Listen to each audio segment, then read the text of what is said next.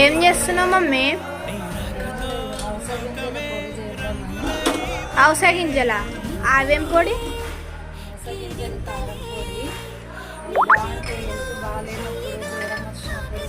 ఈ అలస గింజల వల్ల వెయిట్ కూడా బాగా లాస్ అవుతాము, వెయిట్ కూడా దిగుతాము. చాలా బాగుంటుంది వేడి వేడి అన్నంలోకి. పొడి చేద్దాము. అయితే ఇవన్నీ దానికి కావాల్సినయా? కావాల్సినవి ఎండుమిరపకాయలు ఒక 15-20 వేసుకున్నాం.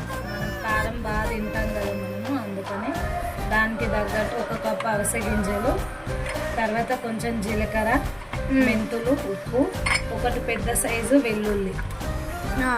దీని తయారీ విధానం. ఇప్పుడు ఏం చేస్తున్నావు? ముందుగా అలస గింజలు వేయించుకోవాలి.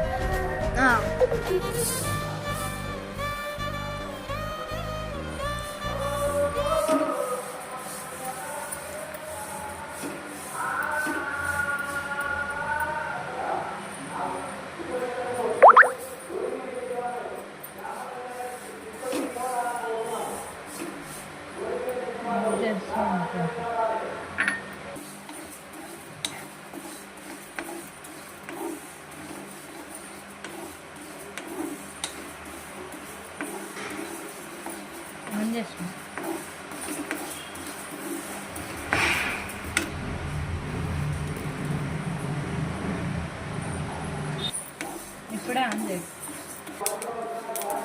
ఈ చిటపట అయినాక వేగినట్టు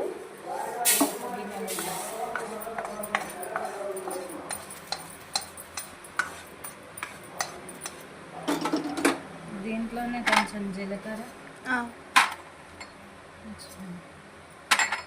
మెంతులు, ఇవి కూడా ఏగిపోయినాయి, మంచి వాసన వస్తుంది. ఇవి కూడా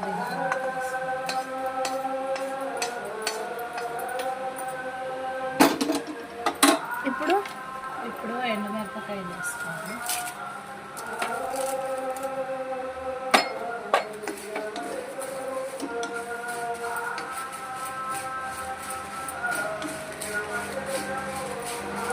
ఇవి కూడా కొంచెం ఏగినాయి కదా, ఏగగానే ఈ కలర్ రాగానే పోసుకోవాలి.